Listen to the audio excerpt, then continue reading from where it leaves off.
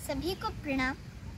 मेरा आप सभी से हाथ जोड़ के निवेदन है कि आप सभी मेरा वीडियो लास्ट तक अवश्य देखें, क्योंकि इस वीडियो में मैं आपको आने वाले विनाश की ओर जागरूक करूंगी।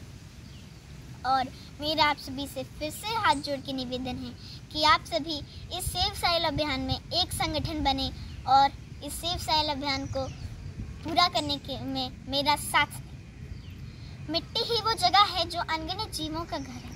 इन पनपते जीवों के कारण ही मिट्टी में सब कुछ पैदा होता है, हमें खाना मिलता है, जानवर जिंदा रहते हैं, और ये सब इसीलिए होता है क्योंकि मिट्टी अच्छी है। और जब मिट्टी अच्छी नहीं रह जाएगी, यानी कई मायनों में आपने दुनिया को बर्बाद कर दिया है।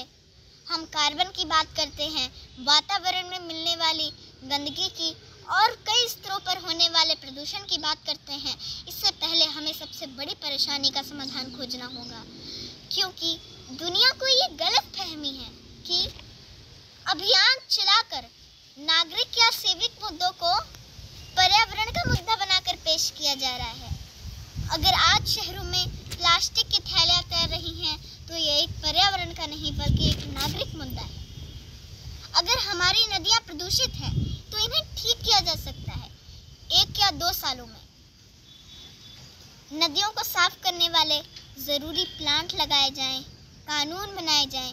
ये एक नागरिक मुद्दा है, इसलिए कानून लागू करके और जागरूकता के साथ इस मुद्दे को ठीक किया जा सकता है। The real issue is soil, पर असल मुद्दा मिट्टी है।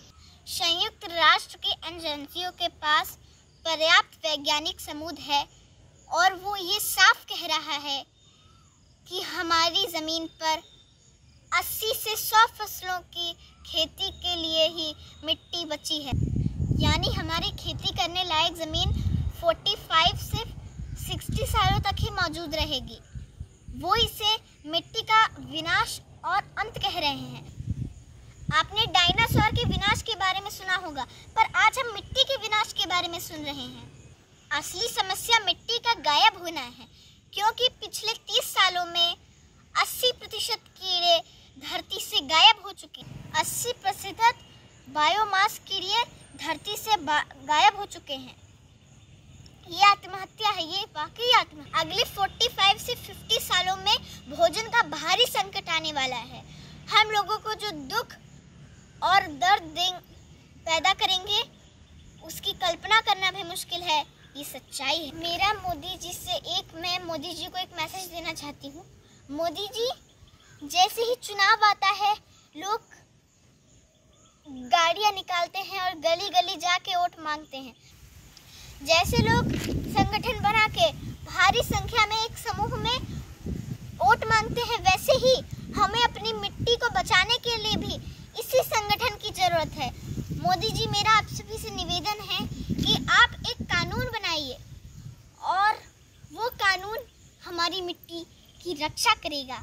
मैंने जब ये बात सुनी कि हमारी मिट्टी गायब हो रही है, तो मुझे बहुत रोना आ गया, क्योंकि जब ये भोजन का भारी संकट आएगा तो अमीर भी मरेंगे और गरीब भी मरेंगे। ये सुन के मैं बहुत दुखी हुई, क्योंकि अगर आप सभी चाहते हैं कि आपके ना रहने के बाद आपके बच्चे खुश रहें और उन्हें इस भोजन के भारी संकट का सामना ना करना पड़े, तो आप सभी एक संगठन बनाइए और हमारी मिट्टी की रक्षा करने में हमारी मदद कीजिए। मुझे तो ये बात सुन के रोना आ गया कि हमारी मिट्टी गायब हो रही है।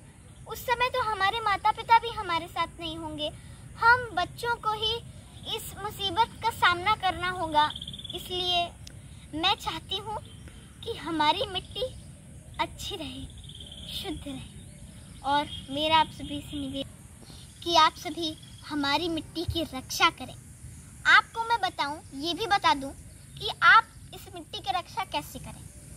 आप देखते हैं, आप पेड़ पौधों को काट देते हैं, झाड़ियों को काट देते हैं। आप देख रहे हैं, ये झाड़ी है, वहाँ झाड़ी है, ये जो घास है, जहाँ पे ये घास होती है, वहाँ की मिट्टी का विनाश कभी नहीं होता, क्योंकि ये घास ही इस मिट्टी की रक्षा करती है। इसलिए हमें इन पेड़ पौधों को काटना नहीं, ज़्यादा से ज़्यादा, अधिक से अधिक संख्या में लगाना चाहिए। और मैं आपको एक एग्जाम्पल दे दूँ। आप देखिए, आप पेड़ पौधे काट देंगे, उसके बाद ये हमारी मिट्टी कैसे बचेगी? मिट्टी से ही तो सब कुछ है, मिट्टी से हमारा जीवन है, मिट्टी से हमें खाना मिलता है।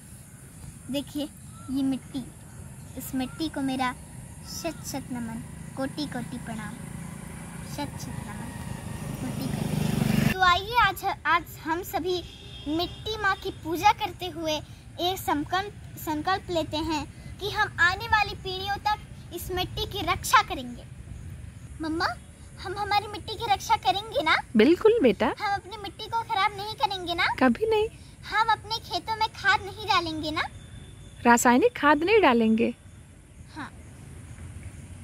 आज आप हमारे साथ संकल्प लीजिए कि हम सभी आने वाली पीढ़ियों तक अपनी मिट्टी की रक्षा करेंगे और अपने देश को स्वच्छ और सुंदर रखेंगे, पेड़ नहीं काटेंगे और अधिक से अधिक संख्या में पेड़ लगाएंगे। हे माँ मिट्टी, हम आपको वचन देते हैं कि आने वाली पीढ़ियों तक हम आपकी रक्षा करेंगे।